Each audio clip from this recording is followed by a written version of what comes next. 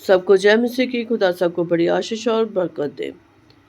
प्रभु का अनुग्रह आप सबके ऊपर होता रहे। जैसे कि मैंने सीरीज शुरू की है बाइबल रीडिंग की, मैंने पिछली 2 वीडियो में उत्पत्ति अध्याय 1, 2, 3, 4, 5, 6 से रीड किया था। ये मैं उन लोगों के लिए कर रही हूँ जिनके पास समय नहीं है, जो पढ़ नहीं सकते हैं, वो बाइबल वचन को सुनकर परमेश्वर के साथ जुड़े रह सकते हैं।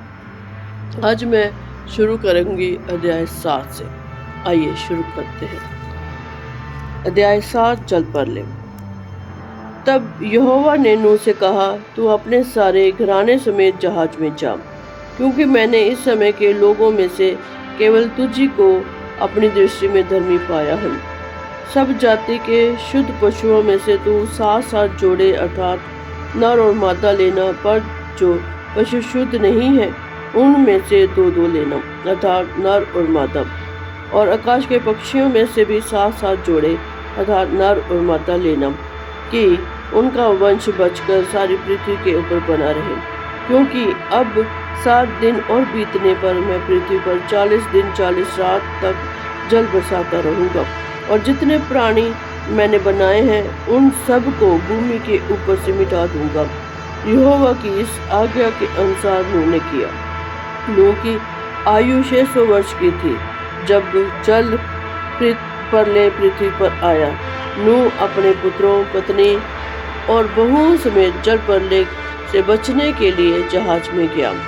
शुद्ध और अशुद्ध दोनों प्रकार के पशुओं में से, पक्षियों और भूमि पर रेंगने वाले जंतुओं में से भी 2 अर्थात नर और मादा जहाज में नूह के पास गए, जिस प्रकार परमेश्वर ने नूह को आज्ञा दी थी। 7 दिन के उपरांत जल प्रलय पृथ्वी पर आने लगा। जब नूह की आयु के 600 वर्ष के दूसरे महीने का 17वां दिन आया, उसी दिन बड़े गहरे समुद्र के सब सोते फूट निकले और आकाश के झरोखे खुल गए, और वर्षा 40 दिन और 40 रात निरंतर पृथ्वी पर होती रही। ठीक उसी दिन नूह अपने पुत्र शेम, हाम और जपेत और अपनी पत्नी और 3 बहुओं समेत और उनके संग एक जाति के सब बनैले पशुओं और एक जाति के सब घरेलू पशु और एक जाति के सब पृथ्वी पर रेंगने वाले जंतु और एक जाति के सब उड़ने वाले पक्षी जहाज में गए। जितने प्राणियों में जीवन का प्राण था उनकी सब जातियों में से 2 नूह के पास जहाज में गए, और जो गए वह परमेश्वर की आज्ञा के अनुसार सब जाति के प्राणियों में से नर और मादा गए। तब यहोवा ने जहाज का द्वार बंद कर दिया। पृथ्वी पर 40 दिन तक जल प्रलय होता रहा। पानी बहुत ही बढ़ गया, जिससे जहाज ऊपर को उठने लगा और वह पृथ्वी पर से ऊंचा उठ गया।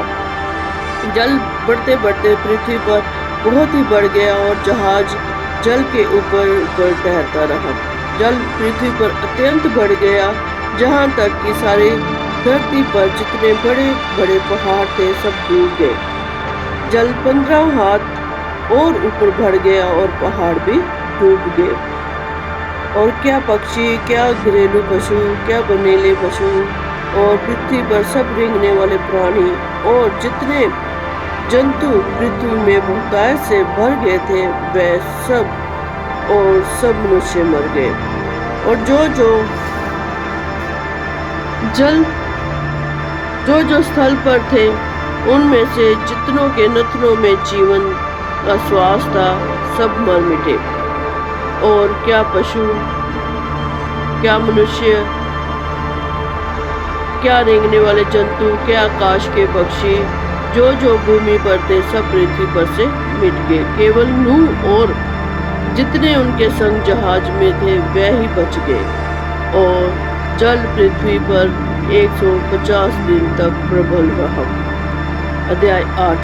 परंतु परमेश्वर ने नूह और जितने बनैले पशु और घरेलू पशु उनके संग जहाज में थे उन सबों की सुधि ली।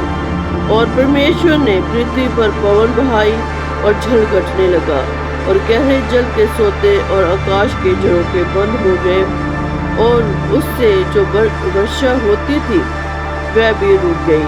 और 150 दिन के पश्चात जल पृथ्वी पर से घटने लगा। 7वें महीने के 17वें दिन को जहाज अरारात नामक पहाड़ पर टिक गया, और जल 10वें महीने तक घटता चला गया। और 10वें महीने के पहले दिन को पहाड़ों की चोटियां दिखाई दी। फिर ऐसा हुआ कि 40 दिन के पश्चात नूह ने अपने बनाए हुए जहाज की खिड़की को खोलकर एक कौवा उड़ा दिया। जब तक जल पृथ्वी पर से सूख न गया तब तक कौवा इधर उधर फिरता रहा। फिर उसने अपने पास से एक कबूतरी को भी उड़ा दिया कि देखे कि जल भूमि पर से घट गया कि नहीं। उस कबूतरी को अपने पैर टिकाने के लिए कोई आधार न मिला, तो वह उसके पास जहाज में लौट आई, क्योंकि सारी पृथ्वी के ऊपर जल ही जल छाया था। तब उसने हाथ बढ़ाकर उसे अपने पास जहाज में ले लिया। तब और 7 दिन तक ठहर कर उसने उसी कबूतरी को जहाज में से फिर उड़ा दिया। और कबूतरी सांझ के समय उसके पास आ गई, तो क्या देखा कि उसकी चोंच में जैतून का एक नया पत्ता है।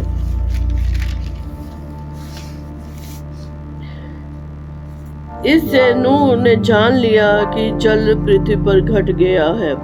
फिर उसने 7 दिन और ठहर कर उसी कबूतरी को उड़ा दिया, और वह उसके पास फिर कभी लौट कर नहीं आई। नूह की आयु के 601 वर्ष के पहले महीने के पहले दिन जल पृथ्वी पर से सूख गया। तब नूह ने जहाज की छत खोलकर क्या देखा कि धरती सूख गई है, और दूसरे महीने के 27वें दिन को पृथ्वी पूरी रीति से सूख गई। तब परमेश्वर ने नूह से कहा, तू अपने पुत्रों, पत्नी, बहुओं समेत जहाज में से निकले आ। क्या पक्षी, क्या पशु, क्या सब भांति भांति के रेंगने वाले जंतु जो पृथ्वी पर रेंगते हैं, जितने शरीरधारी जीव जंतु तेरे संग हैं, उन सब को अपने हाथ से निकाल ले आ, अपने साथ निकाल ले आ, कि पृथ्वी पर उनसे बहुत बच्चे उत्पन्न हो और वह फूले फले और पृथ्वी पर फैल जाएं। तब नूह और उसके पुत्र और पत्नी और बहुएं निकल आई, और सब चौपाए रेंगने वाले जंतु, पक्षी और जितने जीव जंतु पृथ्वी पर चलते फिरते हैं, सब जाति जाति करके जहाज में से निकल आए। तब नूह ने यहोवा के लिए एक वेदी बनाई, और सब पशुओं और सब शुद्ध पक्षियों में से कुछ लेकर वेदी पर होम बलि चढ़ाया। इस पर यहोवा ने सुखदायक सुगंध पाकर सोचा, मनुष्य के कारण मैं फिर कभी भूमि को शाप न दूंगा। यद्यपि मनुष्य के मन में बचपन से जो कुछ उत्पन्न होता है वह बुरा ही होता है, तो भी जैसा मैंने सब जीवों को अब मारा है, वैसा उनको फिर कभी ना मारूंगा। अब से जब तक पृथ्वी बनी रहेगी तब तक बोने और काटने के समय ठंड और तपन, धूपकाल और शीतकाल, दिन और रात निरंतर होते चले जाएंगे। अध्याय 9। फिर परमेश्वर ने नूह और उसके पुत्रों को आशीष दी और उनसे कहा, फूलो फलो और बढ़ो और पृथ्वी में भर जाओ।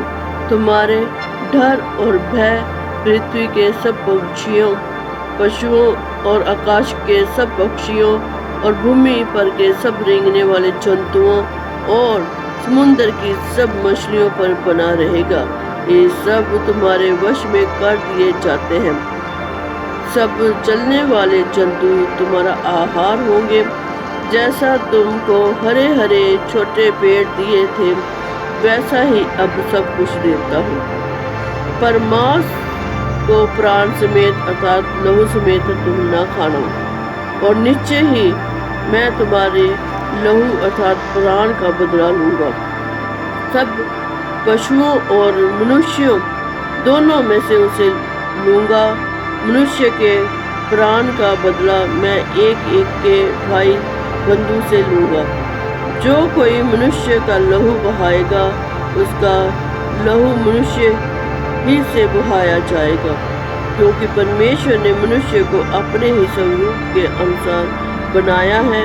और तुम फूलों फलों बढ़ो और पृथ्वी पर बहुतायत से संतान उत्पन्न करके उसमें भर जाओ। फिर परमेश्वर ने नूह और उसके पुत्रों से कहा, सुनो, मैं तुम्हारे साथ और तुम्हारे पश्चात जो तुम्हारा वंश होगा उसके साथ भी वाचा बांधता हूँ, और सब जीवित प्राणियों से भी जो तुम्हारे संग हैं, क्या पक्षी, क्या घरेलू पशु, क्या पृथ्वी के बनेले पशु, पृथ्वी के जितने जीव जंतु जहाज से निकले हैं। और मैं तुम्हारे साथ अपनी ये वाचा बांधता हूँ कि सब प्राणी फिर जल प्रलय से नष्ट न होंगे, और पृथ्वी का नाश करने के लिए फिर जल प्रलय न होगा। फिर परमेश्वर ने कहा, जो वाचा मैं तुम्हारे साथ और जितने प्राणी जीवित प्राणी तुम्हारे संग हैं उन सब के साथ भी जुग जुग की पीढ़ियों के लिए बांधता हूँ। उनका ये चिन्ह है, मैंने बादल में अपना धनुष रखा है, वह मेरे और पृथ्वी के बीच में वाचा का चिन्ह होगा। और जब मैं पृथ्वी पर बादल फैलाऊं तब बादल में धनुष दिखाई देगा।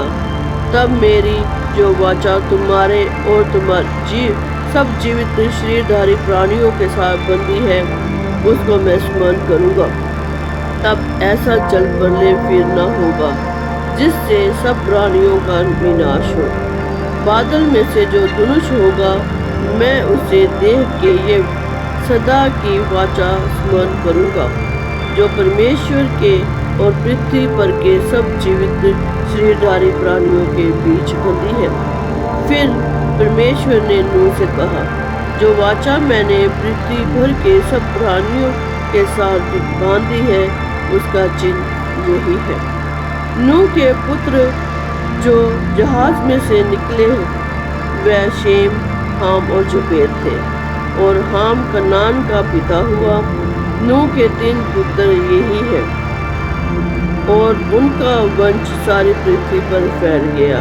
नूह किसानी करने लगा, उसने दाख की बारी लगाई, और वह दाख मधु पीकर मतवाला हुआ और अपने तंबू के भीतर नंगा हो गया। तब कनान के पिता हाम ने अपने पिता को नंगा देखा और बाहर जाकर अपने दोनों भाइयों को बतला दिया। तब शेम और जपेत दोनों ने कपड़ा लेकर अपने कंधों पर रखा और पीछे की ओर उल्टा चलकर अपने पिता के नंगे तन को ढांप दिया, और वह अपना मुख पीछे किए हुए थे, इसलिए उन्होंने अपने पिता को नंगा ना देखा। जब नूह का नशा उतर गया तब उसने जान लिया कि उसके छोटे पुत्र ने उसके साथ क्या किया है, इसलिए उसने कहा, कनान शापित हो, वह अपने भाई बंधुओं के दासों का दास हो। फिर उसने कहा, शेम का परमेश्वर यहोवा धन्य है, और कनान शेम का दास हो। परमेश्वर जपेत के वंश को फैलाए, और वह शेम के तंबुओं में बसे, और कनान उसका दास हो। जल प्रलय के पश्चात नूह 350 वर्ष जीवित रहा। इस प्रकार नूह की कुल आयु 950 वर्ष की हुई। तत्पश्चात वह मर गया।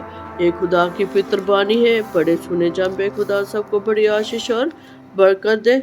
आमीन।